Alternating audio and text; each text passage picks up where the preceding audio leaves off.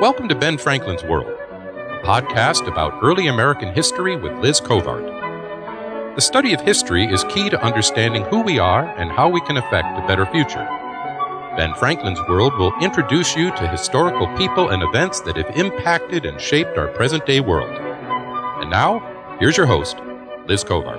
Hello, and welcome to episode 33 of Ben Franklin's World, the podcast dedicated to helping you learn more about how the people and events of our early American past have shaped the present-day world we live in. Each week, we sit down with an historian to discuss their unique insights into our early American past so we can learn more about who we are and how we can affect a better future. When you think about George Washington, what images come to mind? Washington the general? President? Leader? Perhaps the gentleman farmer of Mount Vernon? Have you ever thought about Washington the reader? Today we chat with Douglas Bradburn, the founding director of the Fred W. Smith National Library for the Study of George Washington, which serves as the George Washington Presidential Library. During our conversation, Doug helps us paint a different mental image of George Washington, an image that includes his reading habits and his love for books. As we converse, Doug reveals why the Mount Vernon Ladies Association founded the George Washington Library, which opened in 2013, the work presidential libraries undertake, and the challenges the George Washington Library deals with as a private presidential library.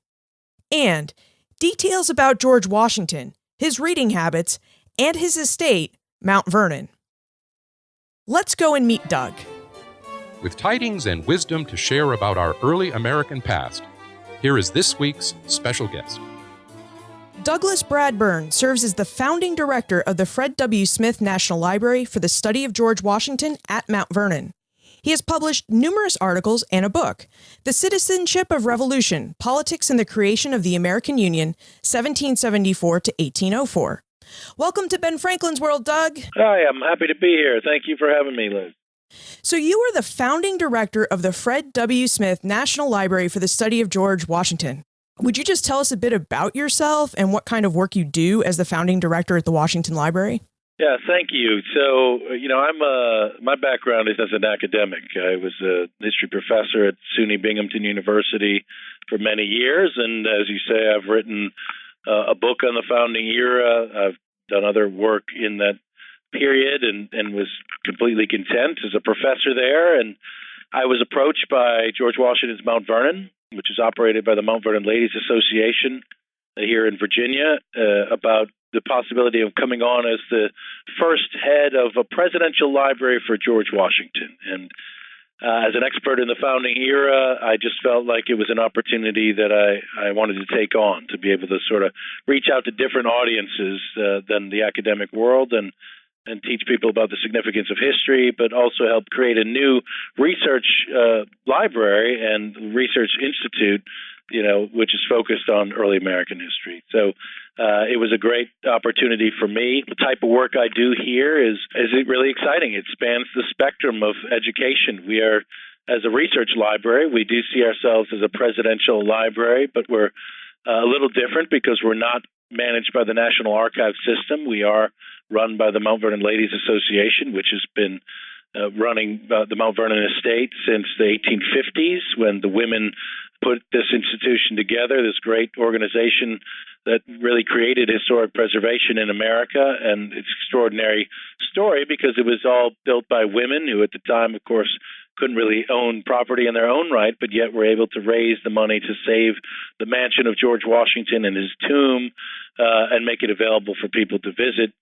By the late 1990s, the Mount Vernon Ladies Association wanted to become more potent as an educational institution themselves, so they raised the money. They raised $110 million to build a museum and education center, which they opened for all visitors to see, and that opened in 2006.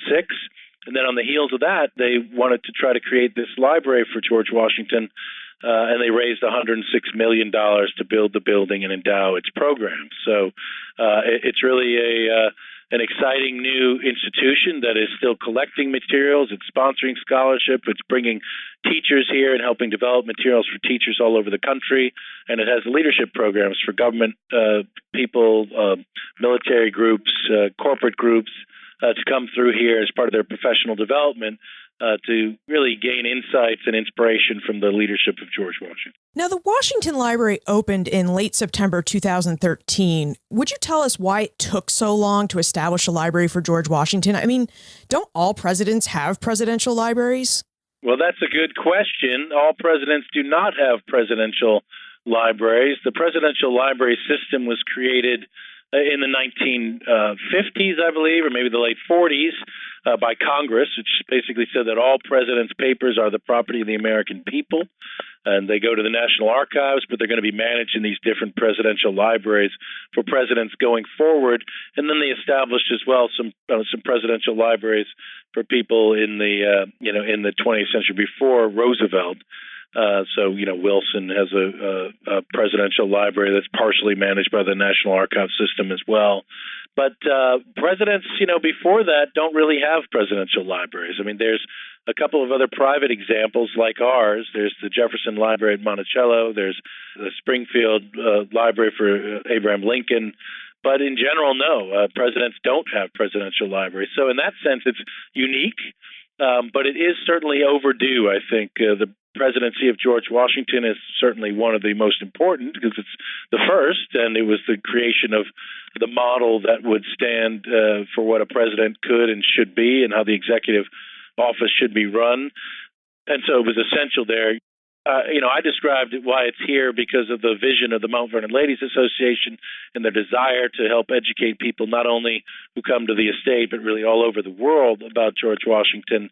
They would say that it is what George Washington would have wanted, because when he came back to Mount Vernon after his 2 terms as president in 1797, he wrote a letter really within the first month of him being back to James McHenry, who was the Secretary of War under John Adams, writing that although there was lots more work to do at Mount Vernon, he had only one house to build, and that was a house to house his military, private, and public papers, which, as he said, were voluminous and maybe interesting.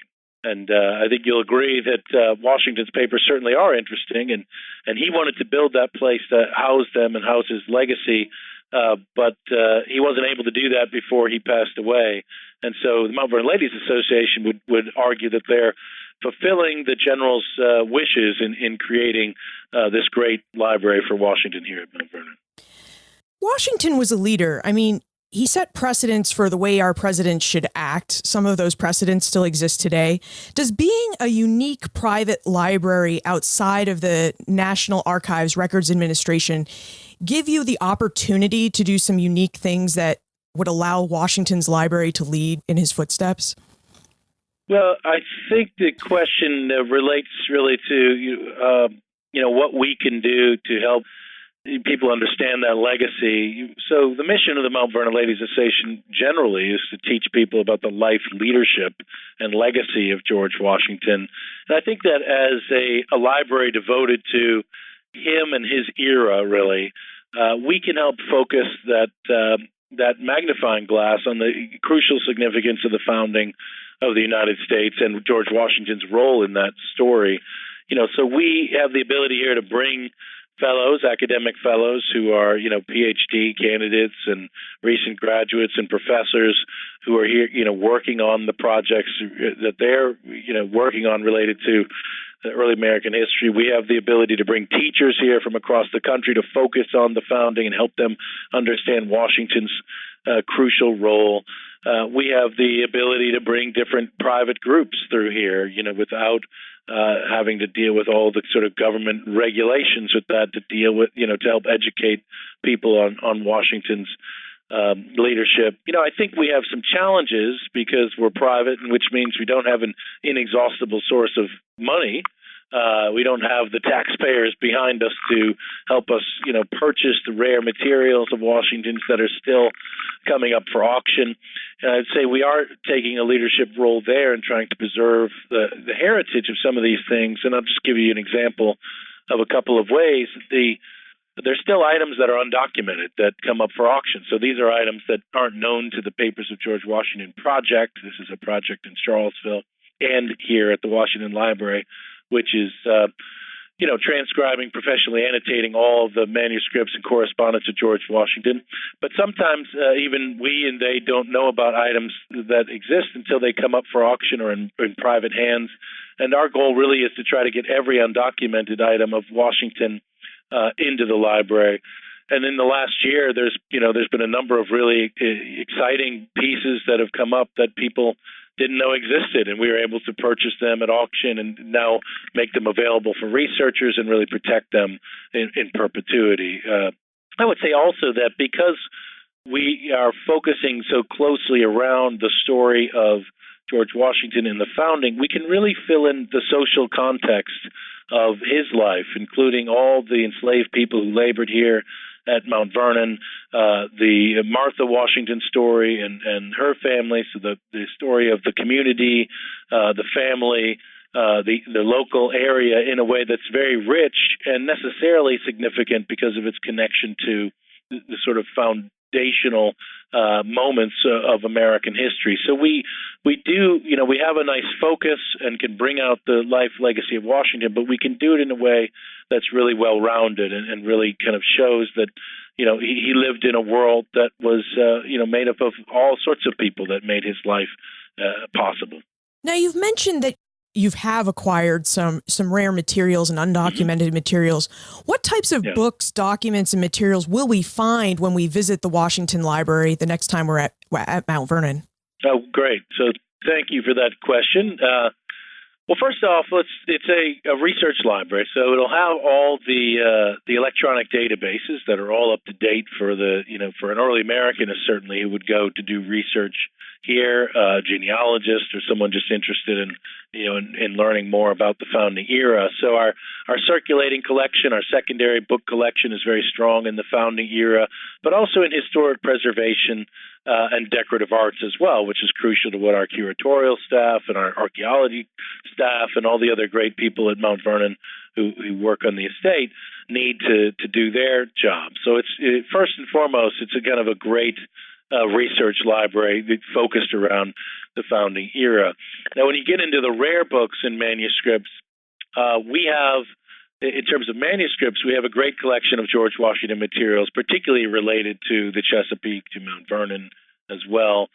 This is manuscript materials. We have his account books, we have his financial records, and this estate, really all the ancillary documentation. This is probably the best documented 18th century plantation when you look at the combination of the written records as well as the archaeological record and the actual, the building record and the landscape of any in, I would say, probably the Western Hemisphere. And it's an extraordinary resource for the social history of the times itself, and that's reflected in our manuscript collection.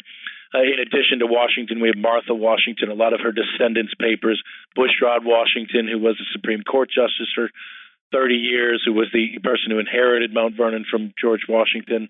We have also an assorted historical manuscript collection of various items related to the Revolution, which we are still really developing great finding aids for, as it is our opening season still, really. And then if you look at the library itself, the books, the rare books, we have a tremendous collection of Washington books. So these are books that he owned, that he accumulated. We have over 102 volumes of his library that he had when he died. He had about 900 volumes when he died. And then we have another 600-odd duplicate editions of volumes that are the same edition of books that we know he owned, but they are the actual, volume that he had here at Mount Vernon, but they are 18th century books. And so it's really a great resource to look at the mind of the man himself. And then finally, I would say one of our great resources is our archive of the Mount Vernon Ladies Association. Is probably one of the most untapped women's history archives that exists. This is, again, an organization that was all run by women and still is for over 160 years continuously. We have their records as they've struggled to, really build the story of historic preservation, help Americans understand their heritage. So there's a lot of great projects still to be written in that archive, and that's all here at Mount Vernon. Now, you mentioned that you have, what was it, 102 or 120 of Yes. Washington's books. 102 volumes, yes, about 60 titles. Where did the rest of the collection go? Is it intact or is it scattered? It is scattered, as George Washington papers generally are. So when he died, his estate and his library and his papers were inherited by Bushrod, the aforementioned Bushrod Washington. Bushrod is, it's not somebody I would consider a great steward. He ended up giving away a lot of the papers to John Marshall, to Jared Sparks, and in the process of this, some of them got destroyed, some of them got lost, some of them got changed.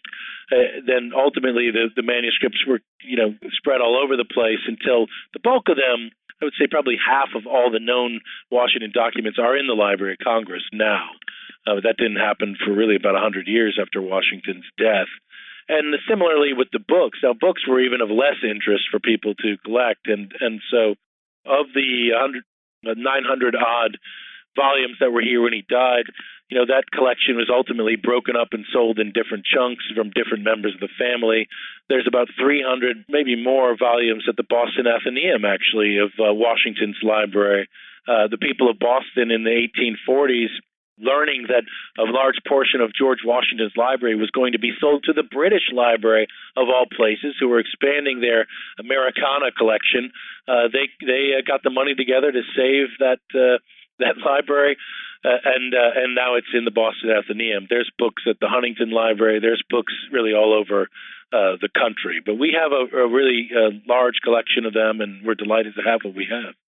I guess that's a benefit of the presidential library system we have today, is that these things may not get as scattered as much as they did during Washington's time. That's the idea of it, right? So this is the record, and the papers they're the property of the people of the United States. So they all have to be turned over and managed by the National Archive system. That wasn't the case until well into the 20th century. So yes, we've lost a lot of these early presidents probably because of that, but it's great. I mean, Washington, I think, unlike even some certainly lesser known 18th century figures, the stuff is scattered, but the great thing is people tend to hang on to it. They have revered it in their families, or they believe it's valuable in some way, and so Washington items still are coming up. It's really amazing to me as a historian. I thought all this stuff was kind of known, and so it is fun to get those things back here. So what type of books did George Washington like to read? Did he and Martha have a favorite book? That's a great question, difficult question. Washington is really fascinating to look at through the story of his library and his reading, because he didn't have a formal education, unlike Jefferson. For instance, in a sense, he's more like Franklin, although he's not, a genius in that sense. Washington had reading, writing, and arithmetic when his father died, when he was 11 years old. And so he didn't inherit a bunch of books. He didn't buy a large library of someone else. He really built his library over the course of his life. So what you see through an analysis of it and how he put it together is he's really buying books as he feels like he needs them. So he has reading, writing, arithmetic. To that, he adds surveying. And as an early surveyor, 16, 17 years old, the earliest books he's buying are books on mathematics and on geography. He's a colonel of the Virginia Regiment when he's 23 years old, and he starts, he's doing it in the field, but he's also acquiring books on how to arrange troops in the field, how to set up a camp, the art of military affairs. These are all things he's buying, as he's learning. Similarly with agriculture, he grows up on a farm, becomes a major planter, but he's always buying the latest books on agricultural techniques. And I think in general, you would say that he enjoyed reading about agriculture more than anything, or at least he certainly was an avid reader of agricultural books. We know he took extensive notes on different agricultural books. Varlow on husbandry is a good example. I don't know the full title. Jethro Tull is another one, not the band, but the agricultural reformer. He often references Shakespeare, so he clearly has read his Shakespeare. He references Cato, the play by Joseph Addison, which is something of importance to him. He quotes it throughout his life. So there are kind of clear leaders. He did mention that the Federalist Papers he thought were the greatest treatises on political science. So he gives us little hints here and there, but I would dare say there's not one book I would say, oh, this is the one he went to over and over again, from his library. He clearly knew his Bible. There were some pocket manuals on military affairs that he certainly had with him in the field.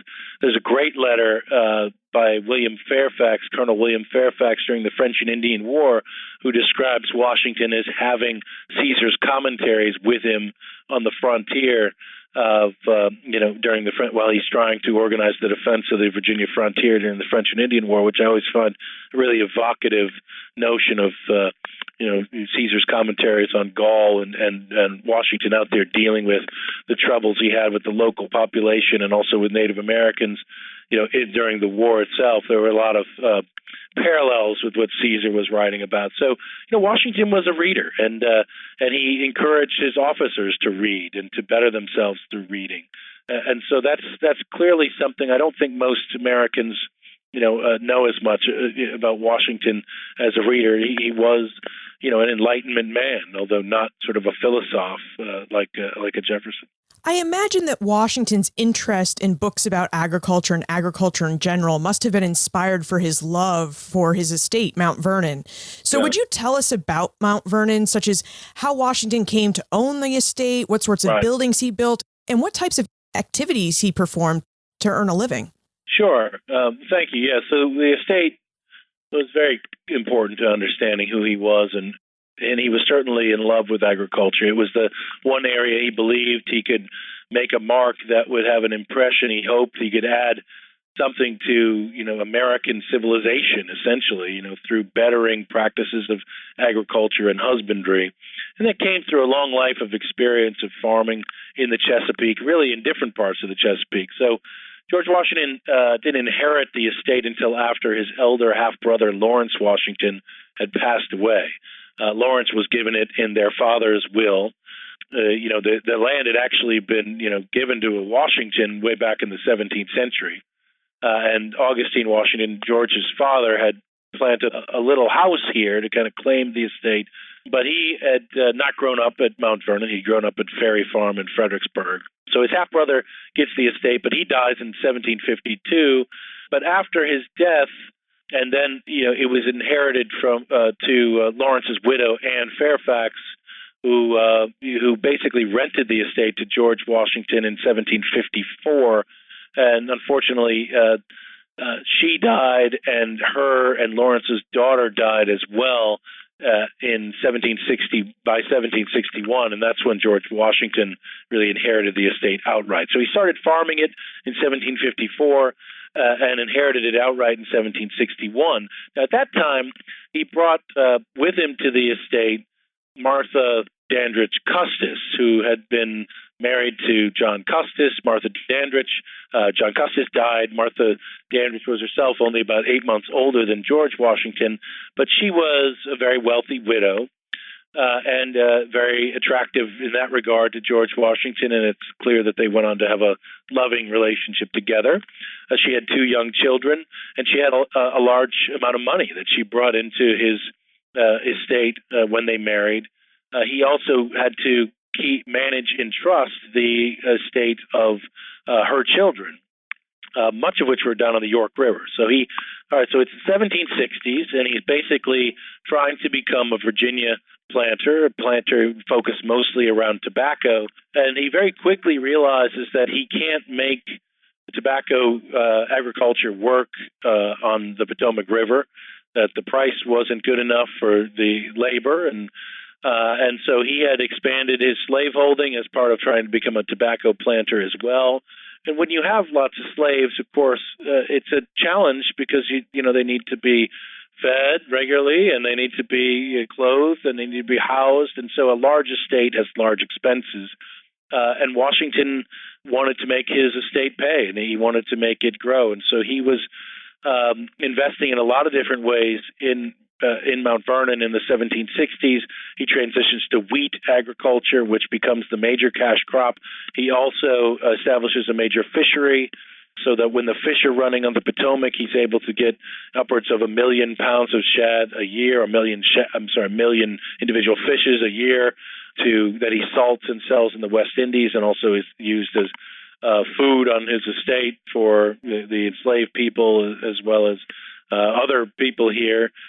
He eventually, by the end, he cultivates orchards and does all sorts of cidering. By the end of his life, he's developed a really state-of-the-art grist mill in which he's grinding flour. And eventually, in the last few years of his life, has a distillery, which is producing 11,000 gallons of whiskey a year, making it probably one of the largest distilleries in America at the time. So he's very entrepreneurial because he needs to find ways to raise ready cash, to find ways to make the estate more self-sufficient.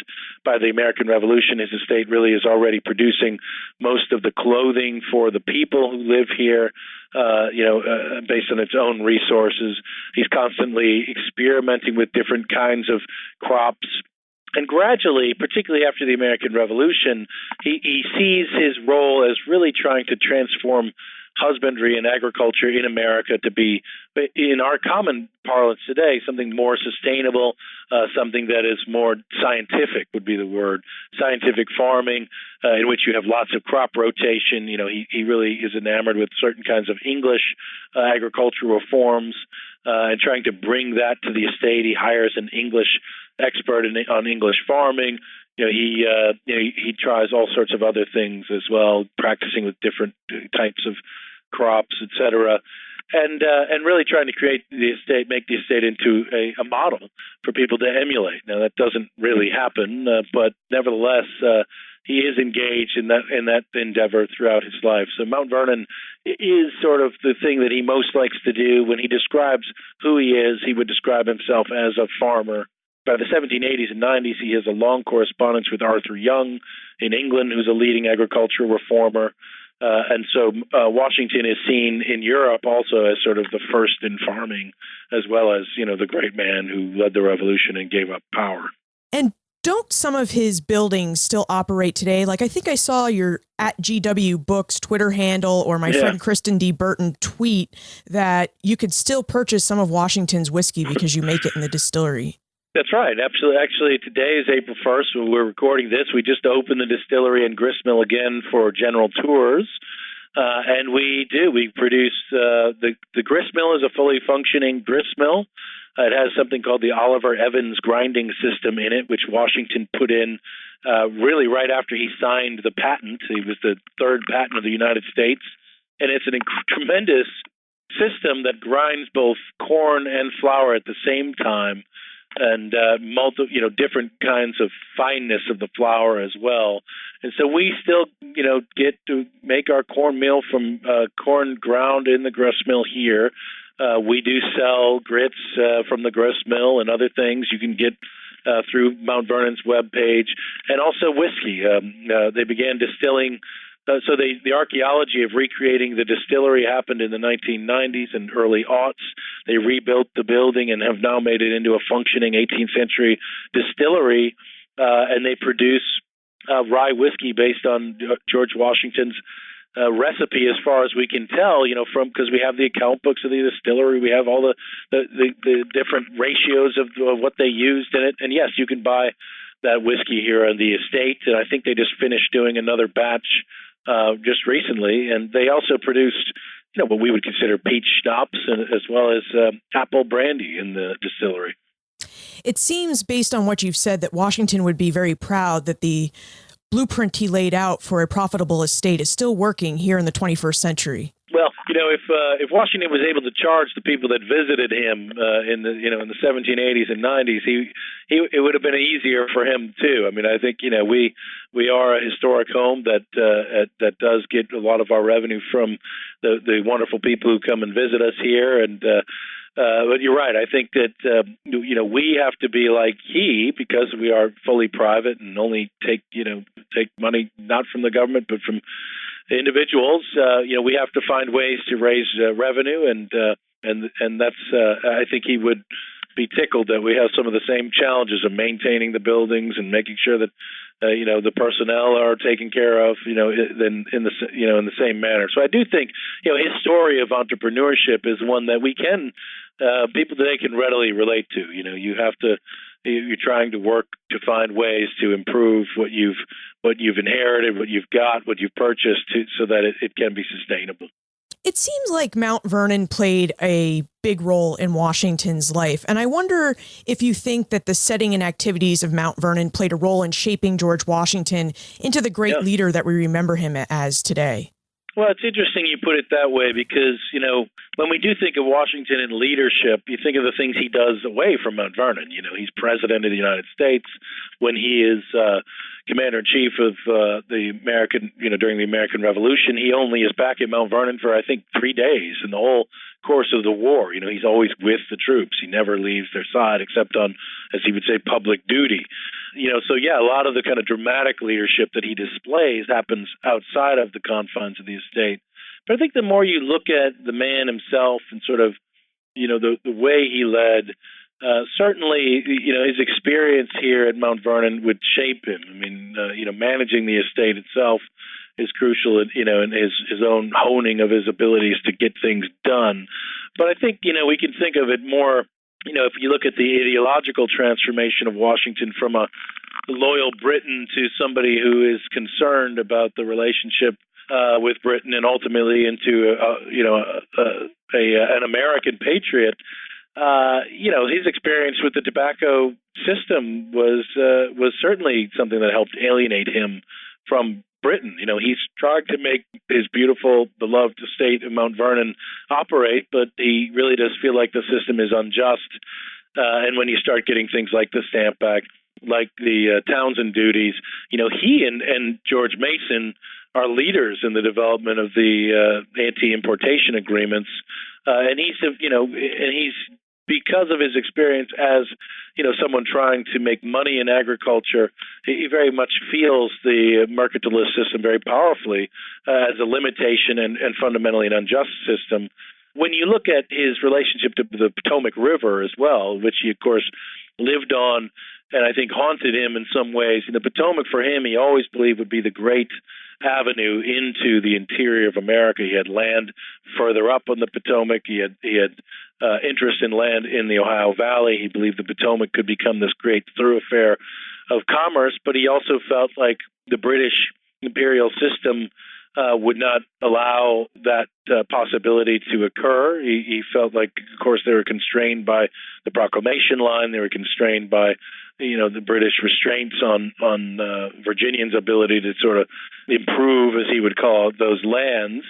And then, of course, it's at Mount Vernon he becomes the president of the Potomac Navigation Company after independence.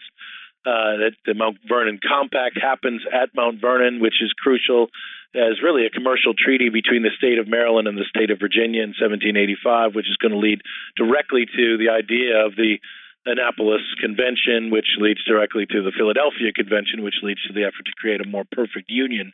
So Mount Vernon, was a place where Washington, honed his leadership abilities, shaped his vision for what the United States could become, and developed his truly sort of patriotic attitudes about an American country versus a British one. As you know, there are many books that have been written about George Washington and his deeds.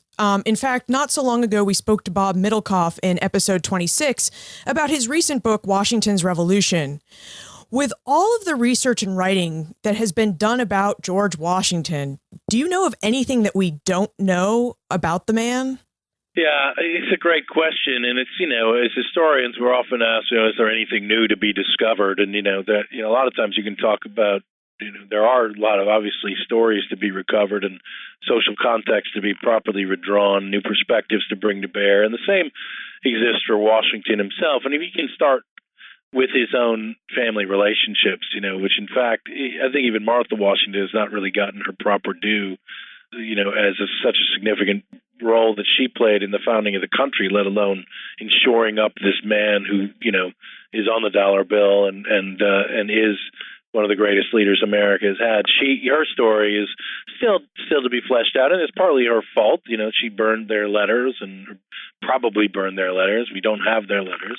But if you look at like George Washington's relationship with his brothers, Charles and Samuel, Nobody really knows much about that. His relationship with his cousins, even, who were important to him. Lund Washington managed his estate for a long period. There's other Washingtons that were significant, in the Dismal Swamp Company and things he did with them. There's a lot of sort of the family relationships that are only lightly drawn and poorly understood, and there's still a lot of hoary myths around his relationship with his mother that aren't particularly clear. So that aspect of Washington the man remains, I think, problematic, difficult to get to. Too many of the books on Washington, even some of the great books on Washington, are content to rest with the sort of received wisdom, and I think that some of the great people here at Mount Vernon, Susan Scholwer, who's the curator, Carol Cadu, who's the head of historic preservation, Esther White, who's the head of archaeology, Mary Thompson, who's the research historian here and have been here for 30 years. I mean, they know things about George Washington that aren't widely known, that are of great significance to understanding his perspective. And it is a shame when people don't come to Mount Vernon and come use our resources, both human and otherwise, to try to really understand the particular story they want to talk about. I'm in the enviable position now where I'm in a vantage point where I see a lot of the forthcoming work, and people talk to me about items they're working on, and there's some books coming out, I think, on George Washington, the sportsman. That aspect of his life are not well known. But even if you think about it, Liz, I mean, what is the great book on George Washington's first term in office? What is the great book that's been written about George Washington's ideas of union through time? I mean, I think he hasn't gotten the treatment that a Jefferson has, for instance, as an important thinker on the future of the country, on the character of the country. He still has too much of the work is sort of either hagiographic in nature, or it's just too focused on him and not enough on the context. My God, the stories of him going out into the Ohio Valley at 22, 21 years old to talk to the French and deliver this message from the Virginians that they need to leave, and that story and the Native Americans he ran into there and the people there. It's a great story that it's not so much that we don't know it, it's that people don't understand its significance in the context of the British Empire, Native American worlds, the French Empire. He's such a fascinating figure because he touched so many different aspects of the story. So speaking about all the books out there, if we want to learn about George Washington, what books do you think we should read? I think that if you're somebody who wants to kind of a definitive biography, so like if you're one of those people like to have that thick biography that you just love to work on, sort of chew on for a while, I definitely think Ron Chernow's Washington would be the place to begin. Chernow won the Pulitzer Prize for the biography. He's a brilliant writer. He used the Papers of George Washington Project, so he used the up-to-date stuff. He didn't use, the old stuff that was out there, which some people do. So that's a great place to start. If you want a shorter, biography, I think we're still waiting for the perfect short biography on George Washington, but Joe Ellis's His Excellency is a good one to work with. I think if you want to look at Washington in the war, Ed Lengel's General George Washington is a great way to go. And I think if you want kind of a new take on an old story, or to rethink kind of a period in Washington's life that doesn't get a lot of attention, Ed Larson's recent book called The Return of George Washington, which looks at his life really after he gives up power in 1783 and all the way until he becomes the president again in 1789, including his role in bringing about the Constitutional Convention and then what he did at the Constitutional Convention. I mean, Ed Larson's book is really a brilliant eye-opener on a new way to think about it. Washington as an active politician, as a retail politician, as someone with a great vision for the future of the country, and as a key, not a figurehead player in that great period in time. So that would be one I would emphasize as well. Thank you for those recommendations.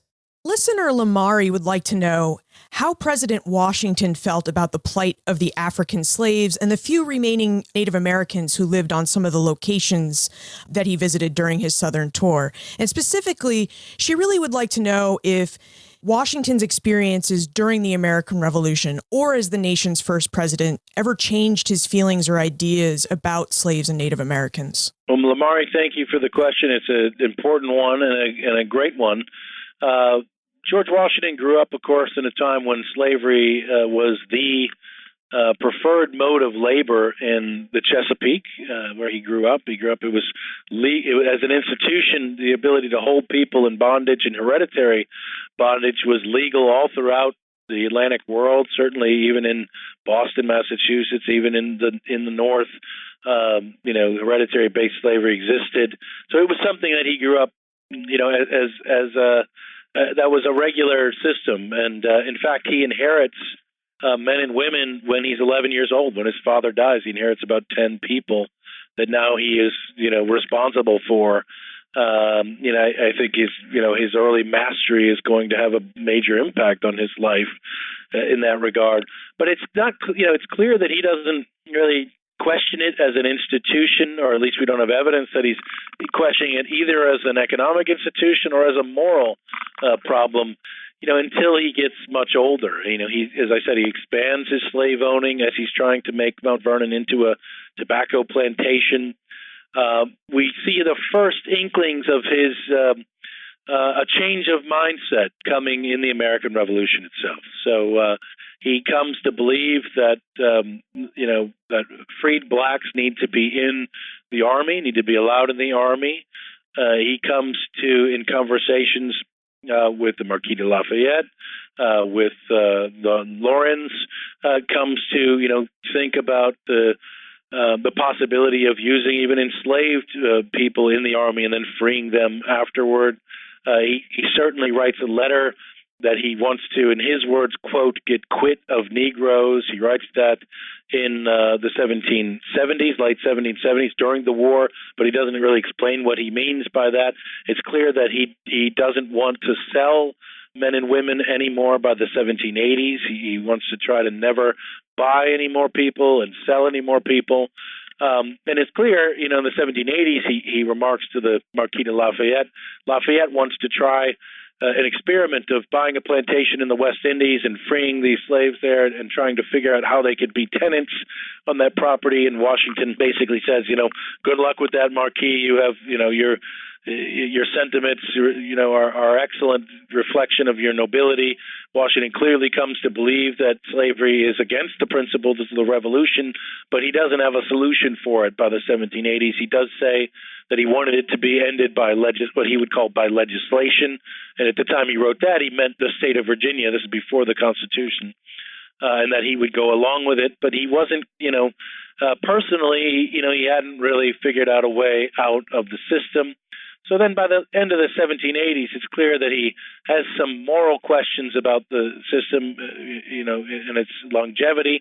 He believes that it's economically inefficient, certainly for the kind of husbandry and agriculture he's trying to create, this English-style husbandry. He doesn't need all the labor that he needs under tobacco monoculture. He sees the system as economically inefficient and really burdensome from his point of view. And so it's clear at some point in the early 1790s that he probably has thought that he is going to free the slaves he owns at his death. He doesn't have heirs of his own body. He therefore is less concerned over the inheritance of of his family, even his grandchildren that he would consider his grandchildren, George Washington Parke Custis and Nellie Custis. They have money from the Custis line coming. So he attempts at times to buy the slaves who are at Mount Vernon, who are going to be inherited through the Custis line that he has no ownership of. They're essentially held by Martha as part of her dowry right, but they aren't. Martha can't get rid of them either. I mean, they're going to go to the Custises, but the Custises refuse to sell to him. So that what he ultimately does at his death, in his will, he frees all the slaves that he owns outright, about 135 people, that will be made free at the death of Martha. And with that, it's not just a prosaic statement in his will. He actually connects it to a ringing, statement of his belief that slavery is against the principles of the American Revolution, that it is, morally problematic, and he hoped that that statement would have some impact. Now, it would go on and be used by abolitionists, but also George Washington would be held up as, by pro-slavery people as well, as a slave owner that, had held enslaved people his whole life. So, it's a mixed legacy, certainly from our point of view. It is good to see that he is the only president who had enslaved people that freed them at his death, or in his will, I should say, not at his death, in his will. So that's significant. Now, the Native American question is different. I mean, he didn't think about people of color as one group, certainly not at all. I mean, he considered Native Americans in a very different light than people of African descent and slaves themselves. Native Americans he had early contact with. When he was a 16-year-old on his first surveying mission out west, he saw some Native Americans who were, moving north and south on their own hunting expeditions, and he just considered them, outrageous. They were sort of outside of his world, but he sort of marveled at them in that way. As a diplomat in his early missions, he had to deal with Native American power on the ground in the Ohio Valley, where that is Indian country in his youth. That's an area controlled by Native Americans, and whatever the English want to say and whatever the French want to say, their claims are only as good as their ability to work with Native Americans can make them. So, from an early age, he's dealing with Native Americans as a power to be dealt with. He sees, gradually, as he sees them as a people that are going to be, sort of naturally pushed west as English agriculture goes, because Native American agriculture, he sees it as something that can't exist side by side with more settled agricultural practices. Even though, of course, many Native Americans had settled agricultural practices, he has that sort of prejudice common to Virginians in the 18th century. Then, as president, of course, he celebrates the allies to the Oneida that the Americans had during the Revolution, Tuscarora, the Catawbas. He tries to negotiate fair treaties with the Native groups like the Creek and others, and he really comes up against oftentimes frustration within people in the states who want to rather have control of their own Native American policy. He's engaged in a Native American war during his presidency in the Ohio Valley, which he blames the British for, as many Americans did. But so he had his attitudes toward Native Americans. I mean, always considered them to be, important, powerful groups, the ones that were outside of the boundaries of the United States. He didn't have a kind of a romantic view of the Native Americans. He saw them as people who had their own interests, just as he did. So, but he didn't, he didn't have any strong, racist, what we would consider racist prejudices either. Let's transition to the time warp. This is a fun segment of the show where we ask you a hypothetical history question about what might have happened if something had occurred differently or if someone had acted differently. Are you ready for your time warp question? I'm ready. Sounds fun.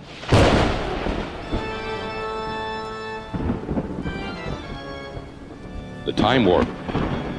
Historians can't predict the future, but they can speculate about what might have been. Okay, so this question is inspired by a tale that many of us New Englanders grow up learning in grade school. And that tale is that Dr. Joseph Warren was such a great leader, and that if he had not died at the Battle of Bunker Hill, he would have been the first president of the United States. So, in your opinion, what might have happened if Dr. Joseph Warren had not died at the Battle of Bunker Hill on June 17, 1775? Well, love these counterfactuals. Impossible to say, but let me say this. I love the enthusiasm of all the great patriots in New England. The Battle of Bunker Hill is June 17th, 1775. George Washington was commissioned as the commander-in-chief of that army, the army around Massachusetts. At least, actually, the Continental Congress is taking it over yet. But he's the commander-in-chief before the battle happened, so he still would have been the commander-in-chief of the army.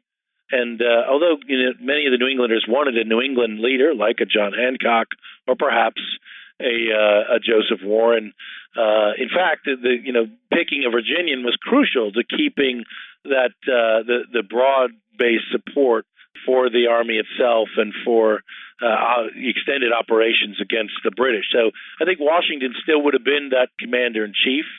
If Warren would have lived, I mean, I think that Washington would have been delighted to have him as, one of the next in command, better than certainly Charles Lee or some of these other people that he had to ultimately deal with and was frustrated with.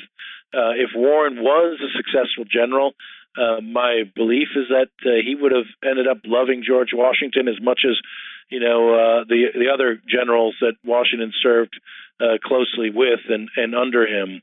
Now, whether he would have been the first president or not because of that, I don't know. He still would have had to get around Big George, and that would have been difficult, I think, to do. I think, though, maybe the war wouldn't have lasted as long if Warren would have been there to help out, because that upper level of officers, had some serious leadership issues that Washington often had to run around. But if Warren would have went on instead of Israel Putnam to be in command at Long Island, perhaps that battle wouldn't have gone so poorly as well. I do think Warren would have went on to be one of the great founders. It's clear that he had the capacity, he had the touch, he had the learning, and with the military background, he would have had something that John Adams didn't have. And he probably could have been the second president instead of John Adams rather than the first president instead of Washington. Well, thank you for being kind to our Yankee egos. No, I think it's a great idea. Too many people don't know enough about Warren. And he is, some of the lost founders. And you think about who's bust worthy. So we have in our library here, we have these busts in the library that represent the founders, and they represent them in 1785. And people like Alexander Hamilton are there, and people like James Madison are there. But in 1785, if you were to build a library and put busts up, the heroes of the Revolution, Warren would have gotten a bust. Montgomery? Yeah, Montgomery would have gotten a bust. He would have gotten a bust. Some of these other people who are now long forgotten who died would have gotten busts. And John Paul Jones would have had a bust. We don't have him here, So it's a great thing to recognize that we lost some great people in the Revolution as well as got some. Before we conclude, would you tell us if the Washington Library has any special events or lecture series coming up that we should be aware of? Oh, well, so everybody who loves early American history should keep their eyeballs on the website of the Washington Library, which is right here at mountvernon.org/library. We have, even tonight, actually, we're recording this April 1st, we have our Michelle Smith lecture series. Lori Glover, who's a professor at Missouri, is talking about founders as fathers, the private lives and politics of the American revolutionaries. And this lecture will be recorded, and it'll be live as well on live stream.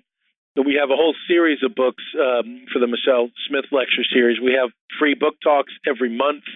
We have major conferences. So I have 3 conferences between now and June 10th. One is on leadership in honor of James McGregor Burns, which is April 9th and 10th. And we have a decorative arts symposium, which is happening at the end of May at Mount Vernon, decorative arts and women in decorative arts in the founding era in particular, which is going to be fantastic at the library. And then in early June, we're going to partner with the SAR, the Sons of the American Revolution, for their annual conference, which is looking at the Marquis de Lafayette and the European Friends of the American Revolution. All these items will be recorded and available in live stream and afterwards. So if they've already aired, you can watch them on the library website. And I think we're going to try to improve our ability to sort of have a central place where all our recordings, both audio and visual, are available for people.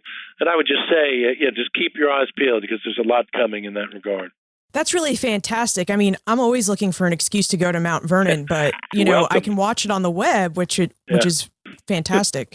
It is. Yeah, it is. We really would love to grow our live streaming because it is a way for us to, share we have a great opportunity to bring people here But I want to, try to have an impact as large as possible and reach out to people who can't get here to see what we're doing. And if you're active on Twitter, you could perhaps reach out and engage with us as those things are happening.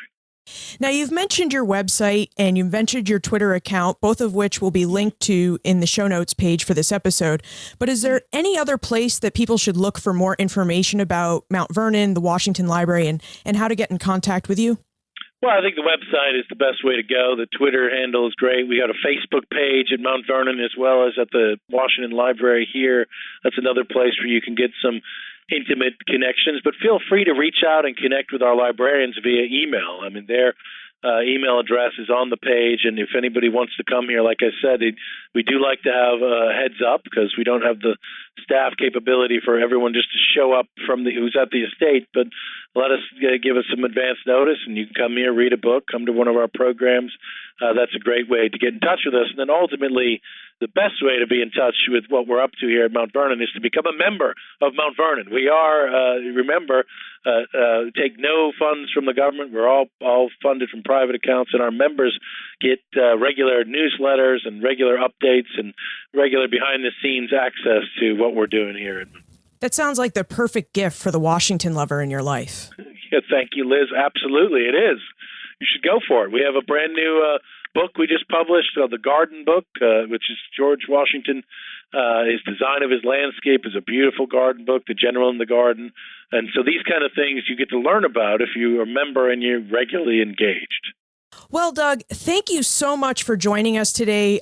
We really appreciated the intimate look at George Washington and his library, and it's fantastic, all of the programs and services you provide at the library in Mount Vernon. So thank you so much. Liz, thank you very much for having me, and let me just say thank you for the work you do to try to continue to make history relevant in people's lives. We don't normally think of George Washington as a reader, but as Doug revealed to us, he was. Washington loved books, and he loved learning. He wanted to create a place where Americans could come and use his books and papers, and thanks to the Mount Vernon Ladies Association, we now have that place in the George Washington Library at Mount Vernon. I hope you'll check the library out during your next visit. In fact, now that we've learned about the library and all of the amazing things that it has inside, I want to go back to Mount Vernon. Tim and I visited about 5 years ago, and they didn't have the library back then. And I know we missed the distillery. I don't know how we missed it, but we missed the distillery and grist mills, and I want to go see those in action. What about you? Have you ever visited Mount Vernon? If so, what was your favorite memory? I think my favorite memory was the majestic view of the Potomac River. I mean, Washington had an awesome view, and that view to me is just part of the reason why Mount Vernon is a national treasure. Toward the end of our conversation, you may recall that Doug mentioned how Washington faced an Indian war in the Ohio Valley during his presidency. If this piqued your interest, you should check out episode 29, where Colin Calloway discusses this war and his book, The Victory with No Name. You can find more information about the George Washington Library, Mount Vernon, plus everything we talked about today, including Doug's list of George Washington book suggestions, on the show notes page for this episode. You'll find it all at benfranklinsworld.com/033. Have you told anyone about Ben Franklin's World this week? Please do. Word of mouth recommendations are the best way for us to help make the podcast visible and findable for our fellow history lovers. Finally, where do you listen to Ben Franklin's World? Take a picture or send me a note. You can post your responses in Poor Richard's Club, our Facebook listener community, tweet them to me at Liz Covart, or answer my question via email, liz@benfranklinsworld.com. And remember, never leave till tomorrow that which you can do today.